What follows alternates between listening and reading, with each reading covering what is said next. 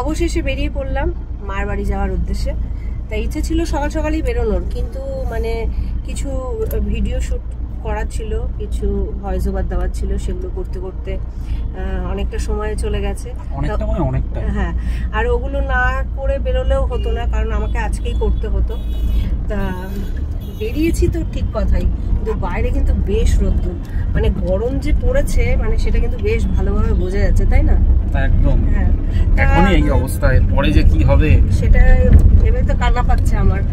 তা আমরা যারা গৃহবধূ আছি তারা তো আর মানে ওই সব সময় এসি চালিয়ে আর এসির তলায় বসে থাকতে পারবো না, কাজ আমাদের করতেই হবে। তা সেই ভাবি যে এই রোদে গরমে আমরা কিভাবে দিনগুলো কাটাবো ভাবলেই আতঙ্ক লাগছে। আর এবার দেখছি সব জায়গায় আমের ফলন বেশি, আর আমের ফলন যখনই বেশি হয় না, আমি দেখেছি সেই বছর একটু বেশি গরম পড়ে আর ঝড় বৃষ্টিটাও বেশি হয়। তা ওটাও একটা আতঙ্কে আছি, কারণ আমার বাড়ির মাথার উপরে অ্যাডভেস্টার, গাছগাছালিও প্রচুর আমার বাড়িতে। তা ঠিক আছে, চলো, মাথার উপর তো ভগবান আছে, সে পরেরটা না পরেই ভাবা যাবে। কিন্তু এখন যাচ্ছি বেশ, কিন্তু আমার আনন্দ লাগছে, কারণ মার সাথে ভাইয়ের সাথে অনেক দিন বাদে দেখা হবে। আর সবসময় যাওয়া হয় না, তার কারণ ভাই থাকে না, ভাই অফিস চলে যায়, সেইভাবে ছুটি ছাটা থাকে না। আর আমার বাড়িতে যে আসবে, মাও সবসময় আসতে পারে না কিছু সমস্যার জন্য। তা আজকে মাও বেশ খুশি, মা ভাই দুজনেই বেশ খুশি। ছেলেরও আসার ইচ্ছা ছিল, কিন্তু ছেলের বিকেলে পড়া আছে, জিম আছে, সব মিলিয়ে ও সময় দিতে পারলো না আজকে। তা আমাকে বলছে মা নেক্সট দিন যাব। তা মা কালকে দুঃখ করছিল, বলে আগে রিমো আসলে মানে তোর বাড়িতে থাকলে ফোন করে আমায় বলতো দিদা কি রান্না করেছো, আমি যাচ্ছি।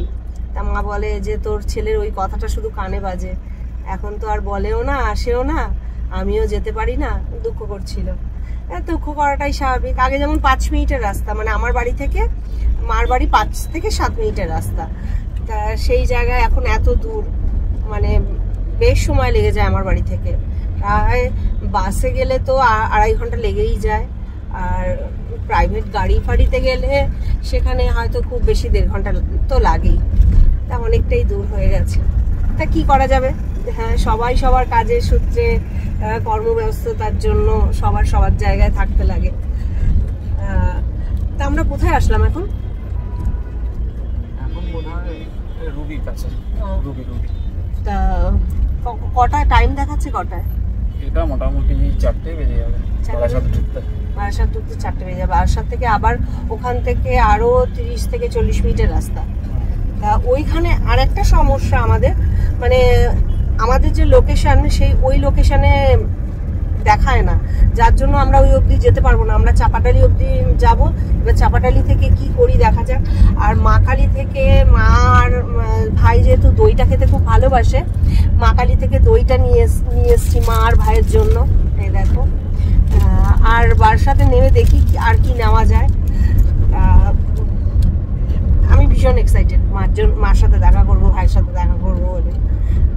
আমার মনে হয় এরকম সবারই আনন্দ হয়, মানে বিশেষ করে মেয়েরা বাপের বাড়ি যাওয়ার কথা শুনলে কিন্তু বেশ নেচে ওঠে। তা সেরকম আমিও কিন্তু আজকে নেচেই উঠেছি। তোমার মাথাতে তো রোজই যেতে? হ্যাঁ, রোজ একবার করে দেখা করতে যেতাম। সেগুলো আগের ব্লগে সবই আছে, যারা পুরনো যারা ব্লগ দেখতো তারা জানে। এবার কোনো দিন যদি একটু না যেতে পারতাম, মানে 2 দিন 3 দিন ছাড়া হলে মন ছটফট করতো মার সাথে দেখা করতে যাওয়ার জন্য। তা কি আর করা যাবে, সেই দিনগুলো ভীষণভাবে মিস করি। কিছু আর করার নেই, সময়ের সাথে সবকিছু বদলে যায়।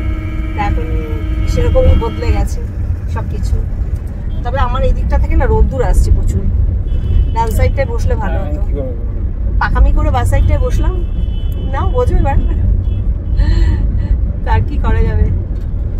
রূপক বাবু শ্বশুর বাড়ি যাচ্ছে, রূপক বাবুরও খুব আনন্দ। তা চলো বন্ধুরা, আমি চাপাটালি অবধি তো যাই, তারপরে আবার তোমাদের সাথে দেখা হচ্ছে। চলো টাটা। তুমি এক কাজ করো। হ্যাঁ বলো। এখনো তোমার হাতে 1 ঘন্টা সময়। হ্যাঁ, তুমি একটু ঘুমিয়ে। হ্যাঁ, এটা কিন্তু খুব কাজের কথা বলেছো। আর শ্যাম্পু করেছি না, চুলটাও ভেজা রয়েছে, ওর জন্য একটু ছেড়ে দিয়েছি।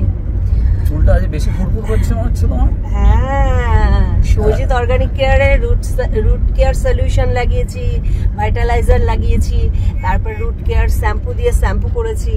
আরে দেখো না, কদিন বাদে চুল একদম চকচক চকচক করবে, তাই না? তারপরে তো ওর একটা ওই প্রোটিন প্যাক যেটা রয়েছে ওটাও রয়েছে, সেগুলো লাগাবো, আরো সুন্দর হয়ে যাবে আমার চুল।